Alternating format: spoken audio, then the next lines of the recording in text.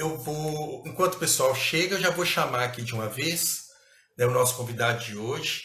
Ele é jornalista, escritor, né, e roteirista, e eu sou suspeito para falar porque eu particularmente gosto muito do trabalho dele. Eu acho que ele escreve assim de uma maneira fantástica, né? Toda a obra dele que eu conheço, eu sempre achei muito interessante. Então eu quero receber aqui com muito carinho, chamar aqui para bater um papo com a Braga. Ele é autor, ele é coautor da novela Lado a Lado e da novela Babilônia. E também já foi colaborador da novela Insensato Coração e é um escritor de vários livros. Boa noite, João. Tudo bem, querido? Boa noite, Silvio. Tudo bem?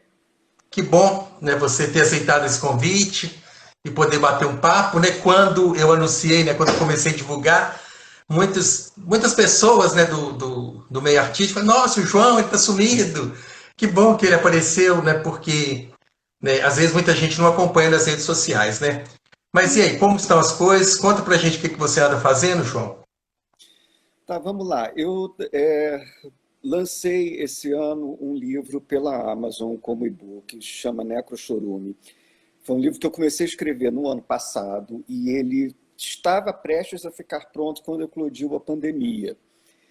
E, assim, aí foi um certo assim, eu estou também numa coletânea chamada Antifascistas, que tem Veríssimo, Pilar del Rio, que também ficou pronta, como aí livro impresso, logo depois da pandemia. E o livro teve atrasos e tal. Aí eu fui apurar, assim, o mercado literário está paralisado. Todo paralisado. Completamente, né? Esse livro, para eu entrar agora na fila dos atrasos, os livros que já estavam programados e tal, era um livro que eu só conseguiria lançá-lo em 2022. E nessa urgência da pandemia, cara, assim, quem vai estar vivo em 2022, né? Acho que assim, é um É, pensamento que todos nós temos em algum momento. Eu falei, eu não vou esperar tanto assim para lançar esse livro. É um livro muito sobre o momento que a gente está vivendo. Inclusive, tem contos ali que já foram escritos em cima já com a pandemia correndo. Então, assim, eu achava que eu queria que ele fosse lido agora. Então, assim, eu não sou exatamente um defensor da autopublicação. Eu acho que o trabalho de um editor é fundamental para um bom livro, para o livro sair melhor. Mas eu achei que, nesse momento, disponibilizar ele como e-book, de uma forma acessível, a mais barata possível, era mais urgente. E de resto, o que mais? Como roteirista, eu tenho vários projetos com produtoras e diretores diferentes. O que está contratado agora é uma minissérie com a direção do Bruno Barreto, é um projeto dele, que eu estou como roteirista convidado, sobre o assassinato de Ângela Diniz, mais especificamente sobre o impacto que o assassinato da Ângela teve no Brasil daquela época. E a gente está começando a pesquisa com a Angélica Brum. então faz o seguinte, você vai contar isso pra gente daqui a pouquinho, Tá. né? Sobre o seu livro, eu tive, né, o privilégio de lê-lo, tá? E como editor, eu posso falar, ele está espetacular, né? Se foi, né, ali um editor não teria trabalho nenhum, a não ser passar para a equipe editorial dele, né, fazer os trabalhos editoriais, né, na questão do modelo do livro impresso, né, que é editoração, essas coisas. Mas a questão de construção de textos, os textos são maravilhosos, os contos, né, e as crônicas realmente retratam muito, né, de uma maneira até muito, de uma visão muito real, né, de tudo que está acontecendo, né, ao nosso redor. Tem histórias fantásticas. É um livro que vale a pena ser lido. A gente já compartilhou o link lá na página da editora, tá? Nós vamos colocar mais tarde no Instagram, né, o link. Então, quem tiver aí, né, e quiser lê-lo, vale a pena. E quem não tiver aqui, né, automaticamente a nossa live vai estar no YouTube, no nosso canal, e também no IGTV, e as pessoas vão poder estar assistindo, vai poder estar acompanhando esse nosso papo. Geralmente, né, tem muita visualização depois. Mas deixa eu falar aqui, é o seguinte, você é jornalista, né? E você morou em Nova York há algum tempo, fazendo um trabalho lá como jornalista. Você pode contar para a gente um pouquinho sobre isso? Tem tanto tempo, isso foi no final dos anos 90. Eu, Ah, eu comecei a vida profissional como jornalista e na segunda metade dos anos 90 eu fui correspondente do Globo em Nova York. Eu morei lá 4 anos. fazia de tudo um pouco, entrevistava... cara, eu entrevistei Deus e o mundo. Assim, eu lembro, uma história que eu lembrei agora, que eu estava falando com meu marido, que eu tenho medo do Silvio começar a me perguntar detalhe dos contos, eu não lembrar, porque eu sou desses, eu esqueço as coisas que eu já escrevi. Dois. Aí eu lembro Dois. uma vez que eu fui entrevistar o Lou Reed estava lançando um livro que era uma coletânea das letras e poemas dele. Aí eu preparei a pauta com o maior esforço e tal, tinha uma pergunta que era em cima de uma frase da apresentação. Aí ele me falou, isso não, eu não disse isso. Falei, escreveu, sim senhor, está no livro. Aí ele pegou, fez assim com o dedo em cima da mesa, me empurrando o livro, mostra. Aí eu abri e mostrei, estava lá. Ele ficou tão puto que depois, no dia seguinte, ele falou mal de mim no blog dele. Me chamou Modest... Como é que era? Modest Horror Thug. Mas isso já tem muito tempo. Isso terminou, essa fase correspondente Nova York terminou em 2000. Aí eu voltei para o Rio, ainda trabalhei um tempo como jornalista, mas a vontade de escrever ficção estava cada vez mais urgente. Aí, aos poucos, eu saí de redação, fui fazendo freela e para poder escrever ficção mesmo, que é o que eu tenho me dedicado nos últimos 18 anos, pelo menos. Eu acho que eu não faço nenhuma matéria jornalística, nada. Eu acho que já tem 18 anos que eu tenho trabalhado com ficção mesmo. Seu primeiro livro foi lançado em 2003, né? Um título meio ousar porra, né? É isso mesmo? E aí você tem 5 livros, agora com e-book, 5 livros publicados, né? Você escreveu Porra em 2003, Juízo em 2005, A Mulher que Transou com o Cavalo e Outras Histórias, e Dominatrix, né, gorda? Todos os títulos bem interessantes, né? Já desperta a curiosidade e tudo parece ter assim, um pouco de crônica, né? Eu não conheço essas obras ainda, né? Mas só pelo título a gente já imagina logo que se trata de uma crônica, né? Sobre alguma situação, né? Sim, a base é a crônica. Em Nova York, eu comecei a escrever crônicas para o Globo. Eu tinha uma coluna no caderno Ela. E ali eu comecei a escrever crônicas e segui. Mas assim, eu acho que realmente a crônica está na base de tudo que eu faço. Os livros que você citou, eles são bem diferentes entre si. O Porra, uma novela, Dominatrix Gorda é uma coletânea das crônicas publicadas no Globo. A Dominatrix Gorda do título é a cidade do Rio de Janeiro, que eu usava essa metáfora para me referir à cidade, que é uma... O Rio de Janeiro é uma dominatrix, né? É uma cidade que te espanca, não tem sutilezas. Mas, realmente, assim, a base de tudo que eu faço é a observação da sociedade ao meu redor, do cotidiano. Então, assim, mesmo quando é de época, é uma observação da sociedade. Então, realmente, assim, a crônica... Eu acho que assim, todas as minhas maiores influências na literatura foram cronistas, não só cronistas, mas também cronistas, Lima Barreto, Machado de Assis, João do Rio. Então, realmente, assim, eu tenho uma paixão pela crônica. Interessante. E aí depois, né, dos livros você foi para a TV, né? Você Insensato Coração, né? Que você foi colaborador. Aí depois você foi coautor no Lado a Lado, na Babilônia. Como foi parar, assim... Não quero falar sobre novela, porque nosso papo vai ser sobre livro. Mas só fala, como você chegou, né, e foi parar como roteirista de novela? Cara, foi uma questão Você bem... tinha uma vontade ou foi por acaso? Não, olha, foi mais ou menos por acaso. Assim, eu não era noveleiro, nunca fui, para ser sincero. Eu gostava especificamente das obras do Gilberto, porque elas tinham essa questão de crônica que eu me achava afim. Mas eu não fui, assim, depois que eu saí de jornal e dediquei um tempo aos meus livros, teve uma hora que eu comecei a ficar sem dinheiro. Porque os freelas de jornalismo iam rareando e comecei a ficar sem dinheiro. Aí eu tinha uma pessoa que tinha sido meu chefe no Globo, há anos atrás, que trabalhava na TV Globo. Eu sondei ele. Você acha que tem chance daquela história de oficina de roteiro? Na época a TV Globo fazia, não sei se ela está fazendo mais. E eu entrei numa oficina dessas, fiz prova, fiz teste, não entrei por cima não. E quando me entrevistaram, já que já tinha passado, eles perguntaram o que você gostaria de fazer na Globo. Eu falei, olha, a pessoa que o autor da casa que eu mais admiro, que eu gostaria de trabalhar, seria o Gilberto Braga. E bingo, ele estava começando a fazer as reuniões de sinopse de Paraíso Tropical. Sim. E eu entrei tipo um estagiário. Apesar de, na época, já ter uma coluna em jornal, já ser no Rio de Janeiro, né, já ter um certo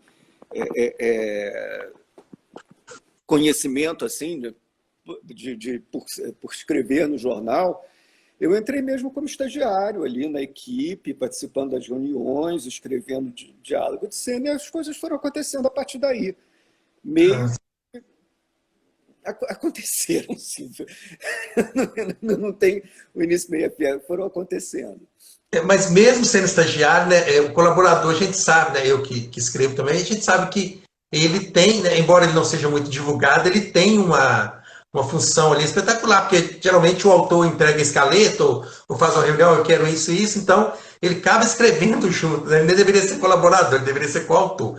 Mas enfim, então assim, é um trabalho magnífico, todas essas novelas, né, tanto o Paraíso Tropical como a outra, Sensato Coração, né, a Babilônia, que, né, embora não tenha tido muita audiência, eu achei uma novela espetacular, né, e o Lado a Lado, que ganhou o Emmy, né, ou seja, o maior prêmio da TV, né, você conquistou, junto com a Cláudia, qual que é o sobrenome dela? Cláudia Lage, né? Eu vou te dizer, Babilônia é uma coisa que me dói falar, porque é público que ouve Babilônia, enfim, é público que houve uma interferência a partir da terceira semana, descaracterizou a novela que se viu ali depois dessa interferência não foi a que eu gostaria de ter feito, não foi a que eu me propus a fazer, não tinha a espinha dorsal original da novela e isso prejudicou muito. Nessas primeiras semanas de Babilônia, eu lembro que a audiência estava baixa, mas tinha um prestígio de crítica e repercussão nas redes sociais que, cara, a Avenida Brasil não tinha no início. O prestígio de crítica que Babilônia tinha ali naquelas primeiras semanas. Mas a empresa, que é dona do produto, achou por bem intervir, mudar os rumos da novela. Eu não fiquei satisfeito com o resultado final. Agora, Lado a Lado, realmente é um trabalho que eu tenho muito orgulho. Também teve problemas, a gente foi... Lado a Lado era uma novela, foi a primeira e única novela da Seis que é ao ar em São Paulo com a luz do dia. A novela abria às 5h30 da tarde em São Paulo, por causa do horário eleitoral. Sim. Então, assim, nós tivemos dificuldades também, mas Lado a Lado eu acho que foi um troço que eu tenho um puto orgulho. Acho que ali, não só pelo M, não, acho que a história, né, é muito profunda, né? As coisas que a gente conseguiu fazer ali de representatividade numa época em que ainda existia menos insistência sobre esse ponto, mas acho que a gente conseguiu avançar bastante em pontos ali. Eu acho que toda aquela coisa de ser uma novela, porque não era uma novela de época, era uma novela histórica, né? Uma novela que misturava diversos eventos históricos reais, revolta da vacina, revolta da chibata, sem necessariamente lidar com os personagens reais, né? Mas a gente trazia tudo para a ficção. Então, assim, Lado a Lado é realmente uma coisa que eu tenho muito orgulho. Não, mas sua obra é esplêndida. E olha para você ver, nesses contos, né, do seu novo livro que eu li, né, a gente nota exatamente a assinatura, aquela coisa que é a assinatura, a identidade do autor, né? Porque você é aquele autor contemporâneo, no caso, você está sempre tratando de temas que são difíceis de engolir, que a sociedade prefere se esconder dele, né? Aqueles temas que são malditos. E isso, de repente, assusta muito o leitor, assusta muito o público, né, levando isso para a novela, porque Babilônia era uma novela que ela começou quebrando paradigmas, né? Os primeiros capítulos dela eram uma surpresa atrás da outra, coisa que a gente assustava, que nunca tinha visto na televisão. Então, isso assustava muito. E novela também, que eu acho que é o que as emissoras têm que entender, que quando termina uma novela, existe o luto, né? Principalmente se... Né, porque a pessoa convive ali 6 meses com aqueles personagens, elas acabam acostumando. Então existe um luto. Então as pessoas, né, ficam ali algumas semanas sem começar a ver a nova para depois ir. Mas agora vamos para o próximo assunto, que é sobre a série, né? Já saiu, então você pode falar sobre, né? É uma série que vai ser na Globoplay, né? Com a Isso. produtora Fábrica, e uma série sobre a socialite Ângela Diniz, né? Conta um pouquinho pra gente. Você falou que já está na base de pesquisa, né? Mas aí pro pessoal que chegou agora, né?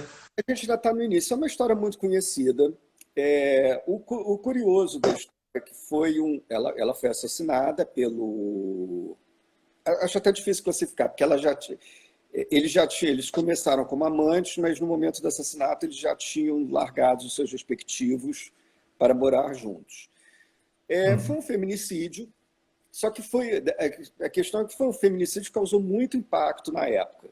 Ele teve, de início, a imprensa ficou muito contra a Ângela, demonizando aquela mulher, que era uma mulher muito livre sexualmente e tal. Só que, e no primeiro julgamento, ele não foi exatamente absolvido, mas ele foi posto em liberdade, com sursis. A defesa era do Evandro Liz e Silva, que é um mito né, da advocacia brasileira, mas ele optou ali por uma coisa que as pessoas do campo progressista criticam muito ele, que foi ter adotado por uma defesa da tradicionalista da defesa da honra, justificar a morte pela defesa da honra, e ele foi posto em liberdade. E a partir daí teve uma revolta popular muito grande, e a situação se inverteu. Começaram a pressionar pela não impunidade do feminicida.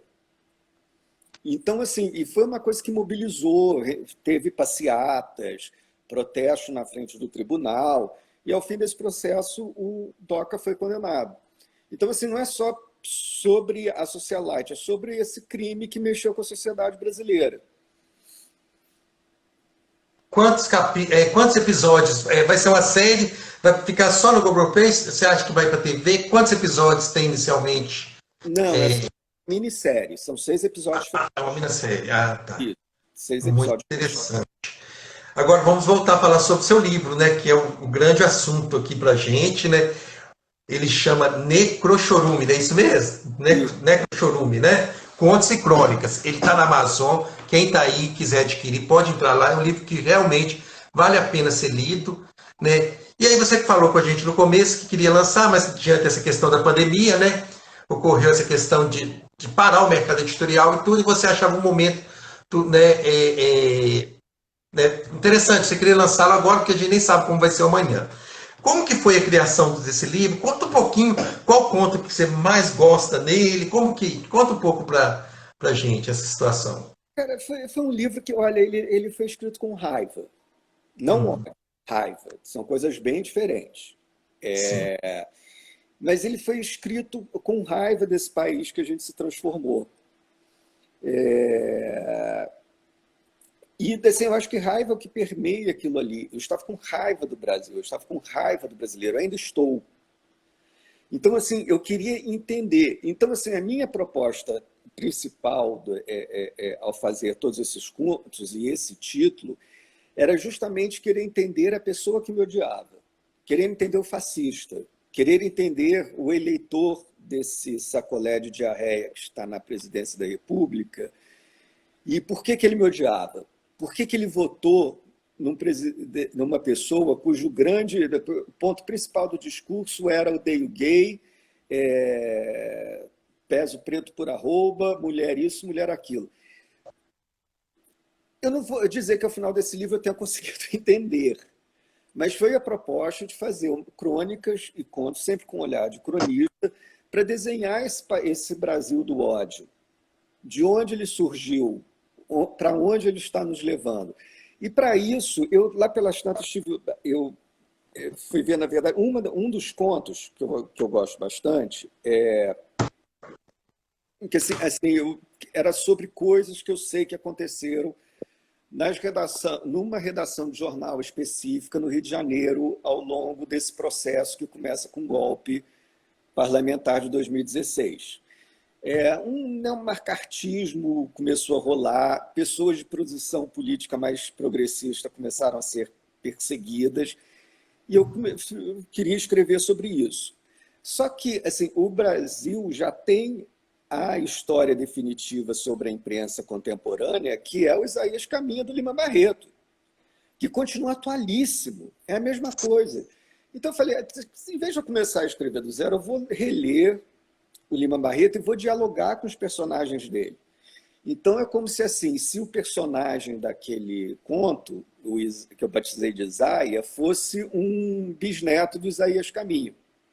E aí eu fui buscar isso, já que eu estou tentando entender a identidade do meu Brasil, do meu país em 2019 para 2020, eu fui em outros livros emblemáticos da formação da identidade brasileira para dialogar com o Brasil de hoje.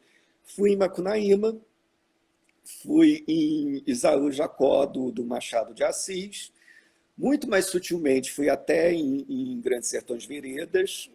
Esse eu acho que é o mais difícil de identificar, o que é que tem ali.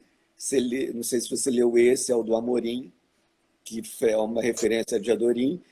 Fui em Vidas Secas. Nem todos os contos têm isso, mas em alguns eu fui intencionalmente. Vou buscar os livros emblemáticos de formação da identidade brasileira para, através dos personagens desses livros, dialogar com o Brasil de hoje, para ver se me ajudava, e se por extensão ajudar alguém, a entender o que é esse país do ódio que a gente viveu. Sim. Um conto que eu achei muito interessante foi o Urina, né? Não vou contar, quem ficou curioso por o título é só ler, porque os títulos dos contos eles são bem sugestivos e deixam aquela curiosidade. Né? Esse conto Urina ele é fantástico, né? Porque acontece muito, né? Em condomínios, né? Quando chega alguém novo, né? Essas coisas todas, né? E sempre tem um cri-cri ali, né? Para tomar conta da vida. Muito interessante, eu gostei, um dos que eu mais gostei. Eu gostei de todos, mas eu acho que esse marcou mais porque tem um estilo mais ou menos que eu escrevo também, entendeu? Né, sempre narrando alguma coisa. Agora, o João, é o seguinte, né, as suas postagens, né, você é bem ativo nas redes sociais e você posta muito sobre essa questão, né, do momento que nós estamos vivendo hoje, político, né, e tudo, e sem medo, né, aquele negócio, quem não tem rabo preso, não tem medo de falar, né, de expor realmente o que está acontecendo. Qual a sua avaliação desses últimos 2 anos, né, dessa situação toda que nós estamos vivendo politicamente? Cara, olha, para mim é bem claro que nós fomos vítimas de um golpe geopolítico. Assim, eu não tenho qualquer dúvida disso. Não é teoria da conspiração. Aconteceu da mesma forma em diversos outros países da América Latina, uma perseguição jurídica em torno de líderes progressistas e uma forma de estabilizar a soberania nacional desses países para a gente voltar a um eixo de submissão aos Estados Unidos. Isso, para mim, está bem claro. Sérgio Moro era um títere desse processo, guiado pelo Department of Justice, que é o Ministério da Justiça dos Estados Unidos, e que funciona independente de quem está na presidência. E aí você vê, teve o golpe na Bolívia, teve problemas no Equador, problemas no Chile. Então, para mim, claramente, a gente foi vítima de um golpe promovido por uma mudança de estrutura geopolítica que estava preocupado com a seção dos BRICS. Aí você junta isso, a classe média raivosa, que é o tema principal do meu livro, né, que nunca perdoou a PEC das domésticas, que tem um raciocínio escravocrata, que foi facilmente manipulada por esse golpe geopolítico, e o rumo é a destruição do Brasil. Assim, hoje lemos que o presidente já pensando em acabar com o Ministério da Educação, transformar numa secretaria subordinada ao astronauta. Assim, todo o aparato de Estado, de soberania nacional. O Itamaraty, assim, é uma vergonha internacional, o Brasil é um pária. Eu leio sempre a coluna do Jamil Chad no UOL, que é um correspondente em Genebra, desde Laura Vai Pedrada. A situação do Brasil no cenário internacional é uma vergonha sem precedentes na história. Nem na ditadura nós éramos considerados tão párias, até porque ali também era um outro momento histórico. Então, assim, o que nós estamos vendo é a situação de destruição total do país. Destruição da educação, destruição da economia. Querem vender Banco do Brasil. Assim, o audiovisual acabou, né? A gente hoje está restrito a algumas a uns poucos canais e serviços de streaming que investem, mas assim todo aquele aparato forte que o Brasil tinha está completamente destruído. E o dinheiro existe, o dinheiro está lá, mas não mais funciona. Então, acho que realmente assim, a gente vai precisar pensar seriamente como reerguer esse país. Eu acho que nada é possível se esse homem não cair, mas o projeto que foi instaurado em 2016, quando o primeiro sinal disso foi a PEC da morte, né? Que cortamos 20%, tiraram o dinheiro do pré-sal que era destinado à educação e saúde, e se cortou, fez um teste de gastos para educação e saúde. A gente está vendo o resultado disso agora, com todas essas mortes. É aquele dinheiro que foi cortado lá no Temer, agora está matando gente por conta disso. Então, realmente, acho que o projeto que está no poder é de destruição. Não existe. Você vê o trabalho do ministro do Meio Ambiente, é de destruição. Você vê o trabalho da Secretaria de Cultura, é de destruição do setor. Você vê o trabalho do Educação, destruição do setor, perda de autonomia universitária.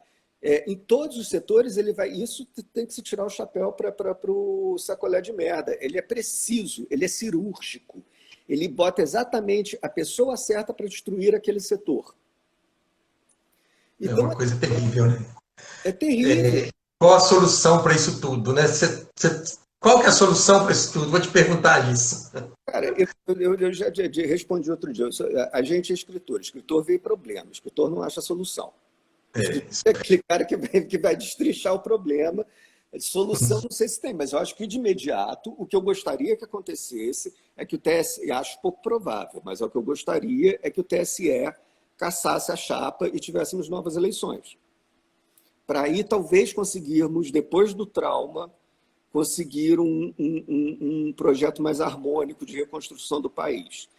Acho pouco provável, mas é o que eu gostaria que acontecesse. Sim. Você vê que tudo aqui está mais complicado, né? Em outros países, é lógico, a pandemia no mundo todo, né?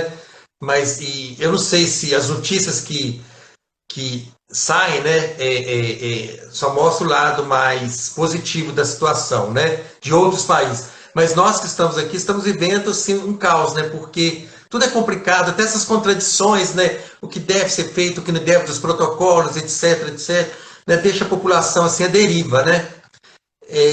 Sobre a pandemia, como que você está como que você está encarando tudo isso? Como que você está vivendo essa situação? Né? Você está mantendo o isolamento, né? Saindo só o necessário mesmo? Como que você está fazendo? Né? A questão dos amigos, das famílias, como que você está nessa situação? Bem, eu brinco que eu já vivi em isolamento social antes de ser modinha. Sempre eu sou Oi. caseiro, eu sou caseiro, eu gosto de ficar em casa, então assim, eu estou respeitando o isolamento 100%. E, para mim, sinceramente, o isolamento em si não é um grande sacrifício. Agora, realmente, o que a gente está vivendo é muito trágico. Aqui no Rio de Janeiro, BH, parece que o Calil foi um prefeito exemplar, né? Pelo que eu leio, em termos de como ele... Foi sim. Né? Mas agora ele cedeu, né? Começou a abrir, né? Por causa da pressão e tudo, e realmente era necessário, porque tinha muita empresa quebrando e tudo. E aí está tendo aquele aumento de casos, mas até um mês atrás a gente estava numa situação muito confortável. né? Aqui no Rio, cara, eu estou esperando pelo pior. Eu estou esperando pelo momento que a gente vai virar Guayaquil, no Equador, que era uma das cidades mais graves, em que as pessoas não conseguiam enterrar seus mortos e cadáveres eram chegados. Eu não tenho dúvidas que nós vamos chegar a isso aqui no Rio. E eu acho que é uma questão de 3, 4 semanas, pelo que eu tenho lido. Então, acho que realmente é um momento muito trágico que a gente está vivendo, essa dança entre o verme e o vírus, né? Sendo o verme, evidentemente, aquela criatura que grita que essa pandemia é uma gripezinha e que estimula as pessoas a irem para a rua. É uma espécie de suicídio coletivo que a gente está vendo. É como ter o Jim Jones na presidência. Você lembra do caso do Jim Jones, que levou os seguidores ao suicídio, tomar um refresco com veneno? É a sensação que eu tenho. É um momento muito trágico na história desse país. Eu acho que está faltando maturidade, né? E a pessoa ser mais humana, né? Realmente ele ser mais humano, porque não se governa dessa maneira, né? Querendo, né, vamos usar a expressão, colocar fogo no parque mesmo, né? Não, não é assim que se governa. Eu acho que está faltando ali sabedoria, né? Mas infelizmente, se não ocorrer nada, nós vamos ter que aguentar isso mais alguns anos, né? Infelizmente. E você, eu também, né? Eu sempre trabalhei em home office, tem 5 anos que eu trabalho, né, via home office, então minha rotina não mudou muito, porque, né, acordava e vinha, né, fazia minhas coisas e vinha para o meu escritório trabalhar, né, via home office. A única coisa que mudou é a questão mesmo de alimentação, que às vezes eu comia mais fora e agora passei a comer mais em casa, eu mesmo fazer minha própria alimentação, etc. Você, o que você está fazendo assim para superar? Lendo, vendo série, o que você está fazendo? Escrevendo? De tudo um pouco. Eu fiquei bem dedicado nos. Eu ainda estava, quando o isolamento começou, eu ainda estava terminando os contos desse livro, né? Eu acho que eu pretendia me dedicar a isso. Aí veio esse convite para essa minissérie, que era uma coisa que já tinha se começado a tratar no ano passado, mas eu nem esperava que fosse acontecer esse ano por causa da pandemia. E agora eu estou me dedicando a isso. Assim, eu gostaria de ter uma pesquisa de campo, a gente não está podendo estar entrevistando as pessoas por Zoom. Eu tenho a Angélica Brum, que está fazendo a pesquisa junto comigo, e a gente está começando a construir esse projeto. Então, no momento, eu estou dedicado a isso. E fora isso, assim, eu sou casado, eu tenho um cachorro de 55 quilos, que é um potro selvagem. Então, assim, a gente está levando a rotina, não é a parte difícil do isolamento, não. Sim, eu também acho que não. Não é a rotina, não é a parte difícil do isolamento, não. O que é mais difícil mesmo é ver essa sensação de que o país está ruindo ao seu redor. De várias formas. E isso causa insegurança que, né, se desse boom mesmo da pandemia, né, essa curva mesmo acontecer, ou um grande aumento de números, a gente nem sabe se vai sobreviver, né, que vai ter tanta gente doente, sabe-se lá se a gente não vai adoecer também mesmo, né, em isolamento, porque, né, a gente fica em isolamento, mas se você não sai, você precisa de pedir alguma coisa, né, via delivery, etc, etc. Então é muito complicado. Quem quiser mandar pergunta para o João, tá? Pode estar mandando aqui, ó, João. Tem o pessoal da Y Model, uma agência aqui de Belo Horizonte, está perguntando, João, você pretende escrever sobre esse momento político em alguma obra, né, seja novela, livro ou série, futuramente? Eu acho que a resposta já é esse livro do qual a gente está falando, É o né? livro, né? Tá na Aí, tá aí, o pessoal da Y Model, ele já escreveu, tem um livro, entra lá na Amazon, o link está na página do Facebook da editora, entra lá, dá uma olhadinha e comenta aí com a gente depois, né? Acompanha ele nas redes sociais e pode comentar sobre o livro lá, que, né, nada melhor do que ter um bate-papo com o autor, né, da obra. Agora, Pode falar. em passado ciclo, agora eu estou começando uma minissérie passada entre 76 e 81, não, 1976 e 1981, uma minissérie de época, mas eu continuo atento a esse momento político e voltarei a ele sem sombra de dúvida. Sim. E você comentou comigo que, né, no momento você não tem projeto de escrever novela. No futuro pode acontecer ou não? Não quer escrever por enquanto? Um negócio de 180 capítulos, que você fica 18 horas por dia preso no computador, não consegue dormir, isso realmente nunca mais na minha vida eu farei. Tem um grande autor, né, que está na emissora, então, que ele fala que é sacrificante demais, só faz porque é bem pago, senão não fazia, que ninguém aguenta, é um cárcere, né, a situação. Né? Eu realmente não pretendo, não existe a possibilidade mesmo. Eu não voltaria a fazer um negócio desse. Eu não tenho mais essa estamina. Eu estou fazendo 50 anos agora. Não tenho mais essa estamina mesmo de querer ficar um negócio que vai me consumir 24 horas por dia ao longo de um ano, entendeu? Não tenho. Quero ter qualidade de vida. Sim. Agora, está se comentando muito, né? Vamos falar do nosso cotidiano aqui, né? Sobre o novo normal, né? sobre a possível mudança do ser humano após tudo isso. Você acredita nesse novo normal? Você acredita que realmente o ser humano vai mudar? Eu não sei, Silvio, não sei mesmo. Eu acho muito difícil prever isso. A irresponsabilidade que eu estou vendo nas pessoas aqui no Rio, lotando bar, sabe, indo para shopping. Você vê lugares assim, eu moro num lugar mais afastado, mais mato. Mas assim, quando me mandam fotos de lugares que mais cidade, que as pessoas estão se desrespeitando completamente, eu tenho pouca esperança. Agora, sim, a gente não sabe até quando vai o trauma dessa pandemia, né? Até quando que eu estou falando não só em questão de tempo, mas de quantidade mesmo, né? De mortes, de traumas. Eu acho que eu não sei se há de chegar um momento que as pessoas vão ter tantas histórias trágicas próximas de si, né? Mortes nas famílias, que talvez isso dê chance a um novo despertar. Mas o que a gente está vendo hoje não é animador para esse novo normal, não. Parece que as pessoas estão querendo o velho normal, que já era ruim a qualquer custo. Sim. Ó, Patrícia Pissolato está dizendo, João, não te conheço pessoalmente, mas te acompanho no Face e te acho maravilhoso. Beijo aí para você, Patrícia. Agora vamos voltar aqui ao livro, né? Um livro seu que me despertou muita curiosidade foi o. Deixa eu só pegar aqui o título dele de novo, só um minutinho. Né? Eu queria que você falasse um pouquinho, né, sobre esse livro aqui, ó, Juízo, que foi um livro de 2005 pela editora Sete Letras, né? Esses livros estão todos esgotados. Você pretende lançar edições novas deles agora, talvez em e-book, essas coisas assim? Ou não? Porque é bom as pessoas sempre conhecer. Igual tem livro meu, né, que está esgotado desde 2005, né, que agora estou revendo todo o conteúdo, assim, só em questão mesmo de atualização de português, né, por causa da nova norma.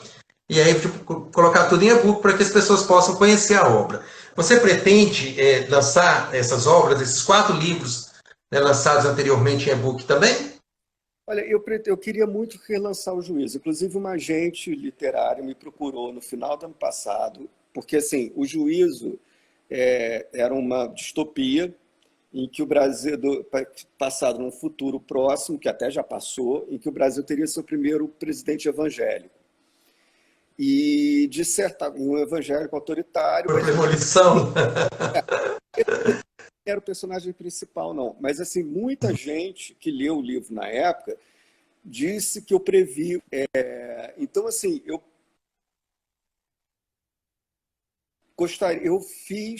tenho um projeto de transformar o Juízo em filme.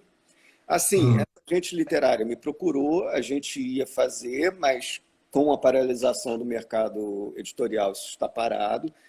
E eu tenho um projeto do Juízo em filme que já tem diretor, já tem produtor, já tem inclusive protagonista, mas também está nessa paralisação sem Ancine, sem Fundo Setorial do Audiovisual, sem pandemia, mas existe esse projeto. Os projetos existem. Esse livro aqui, ó, eu fiquei muito curioso. É um livro pornográfico, a mulher que transou com o cavalo e outras histórias. Não, pornográfico não. Curioso para conhecer esse livro. Esse livro, na verdade, assim, esse é um livro de contos sobre sexo e relações humanas no Rio de Janeiro. Sobre sexo não, sobre relações humanas no Rio de Janeiro, algumas mais implementadas. O título, na verdade, é uma brincadeira, porque, na verdade, é baseado numa história real de uma amiga minha que se apaixonou pelo cavalo de um Exu tranca-rua. Só que ela estava, na verdade, interessada no Exu e não no cavalo. Então, a história, na verdade, o cavalo do título é o cavalo médium, né? Que é como na Umbanda você se refere aos médiuns. Ah, Então, na verdade, é o relacionamento dela com o cavalo do Exu tranca-rua que ela viu no terreiro e que a deixou fascinada. Mas é um livro que realmente assim, é um livro que tem bastante asfalto é um livro de asfalto, é um livro sobre o Rio de Janeiro. É asfalto, sarjeta e meio-fio. Sim. Tá. Projetos futuros, além da minissérie, de livros, você tem algum projeto já em mente, alguma coisa? Eu, por exemplo, eu sou meio neurótico, eu já deixo aqui tudo certinho. Todos os livros que eu quero escrever, alguns já criam títulos, é um resumo. Entendeu? Então tem ali mais uns 10 para me escrever ainda, entendeu? Você tem algum projeto, assim, já? Olha, eu tenho bastante coisa, na verdade. Eu tenho, assim, de livro, eu tenho um projeto de um romance sobrenatural, que era o que eu ia começar a escrever no ano passado, mas aí com essa turbulência política eu falei, não, eu preciso escrever sobre o agora. E não, mas assim, pretendo voltar a esse projeto sobrenatural assim que terminar essa minissérie. E fora isso, eu tenho dois projetos de longa, já com diretor, produtor, elenco, mas assim, os dois estão nesse momento, ninguém sabe exatamente o que vai acontecer com o audiovisual no Brasil. E eu tenho também outros projetos de série, que também tem produtores que estão tentando, porque esse contrato para essa minissérie do Globoplay não tem nada a ver com exclusividade. Eu sigo sendo livre no mercado. Então eu tenho outros projetos aí, esses outros que eu estou falando são 4 seriados com ideia original minha, que estão com o produtor tentando ver se emplaca em canal, serviço de streaming e tal. Mas assim, de concreto mesmo agora, para os próximos meses, essa minissérie do Bruno Barreto. Entendi. Engraçado, né, João? Duas coisas, né? Dois setores importantes, né, na nossa, né, no nosso país e que não são valorizados, é o setor de pesquisa e o setor de cultura. Né? Não se dão, né, valor, não tem verbas destinadas, etc, etc. Né? Então, quando a gente, né, se vê diante de uma situação dessa, poucos cientistas podem fazer. E hoje, nesse momento tão difícil, quem está ajudando as pessoas a passarem por isso realmente é o pessoal da cultura, entendeu? Com as lives dos grandes artistas, mas eles estão recebendo, não importa. É eles que estão fazendo o Dia das Pessoas Melhores. Né? Tem live, né, aqui em Belo Horizonte, eu não sei se aí no Rio está acontecendo, entendeu? Tem aqui algumas peças de teatro que estão, né, os teatros estão abrindo, os atores estão indo para lá e transmitindo via live, entendeu? Então, assim, as pessoas da cultura estão fazendo a diferença, estão fazendo com que as noites, né, as tardes das pessoas que estão realmente em confinamento, né, seja um pouco melhor. E essas pessoas não são valorizadas, porque o nosso setor de cultura está extinto, né, nacionalmente, né? Tá. Olha, eu não sei como é que vai ser a recuperação, mas não vai ser fácil, não. Vai ser muito difícil. Porque tem setores que dependem basicamente de dinheiro estatal, que não é dinheiro. Quando eu falo dinheiro estatal, é o dinheiro da sociedade. A sociedade se organizou de forma que parte do dinheiro que você investe em assistir um seriado no canal a cabo seja reinvestido no mesmo setor. Então, não é assim a dinheiro do Estado, é um dinheiro que a sociedade se organizou para combinar que seja investido daquela forma. E desde o vampirão do Temer, esse dinheiro existe, está lá, está completamente paralisado. Fora isso, você tem o setor da literatura, que já não dependia especificamente disso, é um investimento menor, né, para você ter uma editora do que para você fazer um filme. Mas que está, como você falou, você é um editor, o setor está paralisado, tem livro preso em depósito que não consegue chegar na livraria. Então, assim, teatro também é isso que você falou. Então, assim, realmente é dos setores mais frágeis para enfrentar essa pandemia, e concordo com você, é o que está fazendo as pessoas viverem. Quem tem o privilégio de poder fazer o isolamento social está conseguindo viver lendo e vendo televisão. Sim. Né? Ou seja, são as pessoas que estão fazendo a diferença, né? O segmento que está fazendo a diferença, mas não é valorizado, né? Infelizmente. Mas é isso. Quer falar alguma coisa? O pessoal, acho que deixa eu ver se alguém mandou mais perguntas aqui. Por enquanto, não, o pessoal está só curtindo mesmo.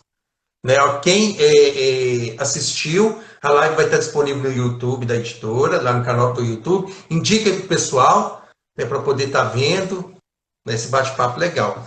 que você gostaria de falar, João? Silvio, não sei, acho que a gente falou tanta coisa, acho que eu não sei se eu tenho algo a acrescentar, não.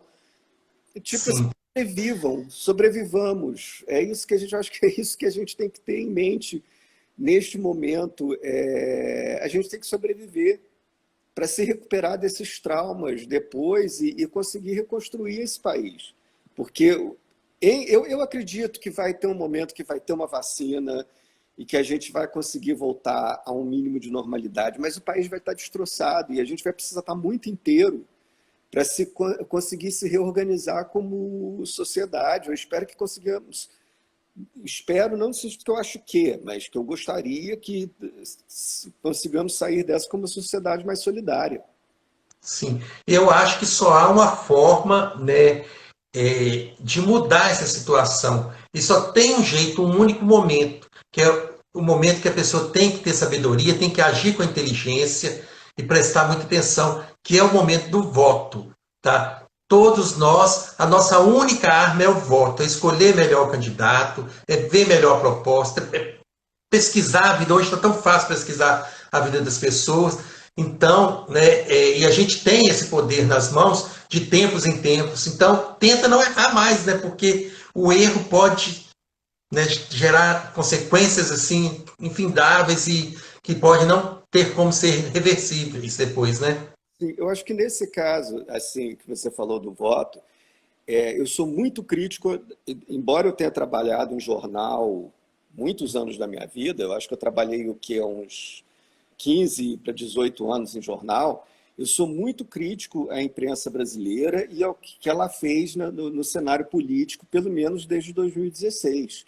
Ela se formou como um bloco único e lançou a pior, eu detesto o termo fake news, mas a pior fake news de todos, que dizer que o Bolsonaro e Haddad eram dois extremos.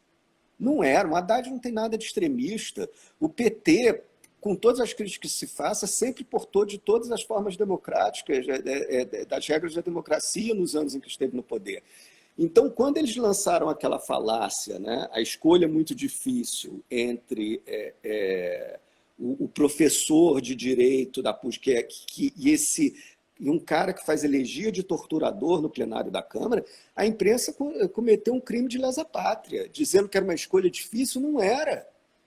Por mais que você pudesse odiar o PT e ser contra o PT, o outro lado era um cara que elogia o brilhante Ustra, que era um cara que enfiava rato vivo em vagina de mulher. Então, assim, nunca foi uma... Essa falsa simetria que a imprensa construiu na eleição de 2018, de que os dois candidatos no segundo turno eram dois extremos e eram uma escolha difícil, foi o que terminou de botar o prego no caixão do Brasil. É. A imprensa ela tem muito poder, né, sobre a situação. Olha para você ver, dois crimes, né, que foram muito marcantes, né? Aquela questão dos Nardones, né? E aquela questão do. Gente, esqueci o nome do menino agora, que matou aquela. Acho que é Tainá, né? Esqueci o nome do rapaz agora. Né? Você vê que ali o julgamento foi todo coberto pela imprensa e tudo, e se o juiz desse uma sentença que não fosse a condenação dessas pessoas envolvidas, né, a comoção popular diante do circo que a imprensa fez era tanto que eu acho que o povo ia para a rua e ia quebrar tudo, entendeu? Então a imprensa tem o poder, sim, não vou dizer de manipular, mas de ajudar a resolver uma situação, né? De ajudar as pessoas, né, a darem mais atenção. E muitas vezes eles não fazem isso movido por outros interesses, né? Sim. É Isso, muito o papel complicado. da imprensa brasileira de 2016 para cá tem sido. Agora melhorou, porque acho que assim, eles viram não é que estão voltados atrás no efeito autocrítica, mas é porque realmente assim, o Bolsonaro está sendo mais indefensável do que o mais pessimista previa. Então a imprensa voltou a ter uma posição política mais aceitável, mas a forma como a imprensa se portou de 2016 a 2018 é imperdoável. E Sim. eu falo isso com o lugar de fala de quem já foi um deles. Sim. Agora, o jeito é esperar, né, as próximas eleições e fazer a coisa certa. Então, nós já estamos chegando aqui quase ao finalzinho, faltam alguns minutinhos, né? Eu queria te agradecer muito por ter aceitado esse convite, dizer que muita gente me mandou mensagem falando que estava sumido, estava com saudade de você. Que bom, né, que você aceitou fazer essa live. Eu gostaria muito de te agradecer por esse tempo e dizer que, né, estou aí aberto às parcerias, qualquer coisa a gente está aqui. Eu quero ler seus livros agora que estão em book. Sim, Pegarei. na próxima semana vão estar lançando, né? E quem sabe a gente traz os seus para e-book também. Nós vamos conversar depois. Vamos. Eu te chamo aí mais tarde ou amanhã e a gente conversa, quem sabe, né? Muito curioso. Agora, você sabe que uma coisa que se esclareceu, que eu estou pensando até agora, né? O cavalo que você se referia ali era o Pai Santo, né? Lá Não, era do centro, né? Centro Espírita, né? Não era um cavalo mesmo, né? Então é bem interessante essa metáfora que você criou, que ela deixa dúvida para quem não conhece nada da obra, logo pensa outras coisas. Mas assim, valeu mesmo pelo bate-papo, né? Espero que você tenha gostado também. Gente, não deixem de adquirir o livro, é muito bom. Eu sou suspeito para falar porque eu gosto do trabalho dele, mas realmente o livro é muito bom, tá? Retrata, põe a gente para pensar sobre o nosso momento. É um livro que vale a pena ser lido. Tá? O link está lá nas redes sociais dele, João Ximenes Braga, lá no Facebook, é mais fácil de achar. O link dele está lá na página da editora e a gente vai estar divulgando também no Twitter. Então, quem quiser adquirir, vale a pena ler, é muito bom. Tá ótimo. Me agradeço muitíssimo, Sérgio. Foi um prazer conversar contigo, com todo mundo que estava aqui. Eu não consegui acompanhar todos os comentários, porque estou sem óculos. Tá, a live, igual eu te falei, vai estar disponível no YouTube. Eu vou te mandar o link depois para você divulgar também. E o pessoal que não viu vai poder ver aí quando puder, quando quiser. Quem viu pode ver de novo, tá bom? Maravilha. Muito obrigado, então, querido. Abraço para todo mundo que está aí assistindo a gente. Abraço. Então tá jóia, João. Eu te agradeço. E né, a semana que vem, né, na próxima quinta-feira, na verdade, eu vou estar batendo um papo com um ator aqui de Belo Horizonte, Carlos Nunes. Ele já participou do Zorra Total, já participou da Diarista, entre outros trabalhos. Né? Semana que vem eu tenho um bate-papo na terça-feira com o Marcílio Moraes. É um fofo, ele fez um Instagram só para participar desse bate-papo, né, autor de várias novelas. E também com a grande dançarina, né, e atriz Rita Cadillac, né, na próxima terça e na próxima quinta. E no mês de julho também a gente tem bastante convidados. Tá? Então eu te agradeço e até a próxima. E agradeço a todos vocês que estiveram aqui com a gente. Tá? Um beijo no coração de todos. Até a próxima. Um beijo para você, João. Muito obrigado. Beijo, querido. Valeu. A todos.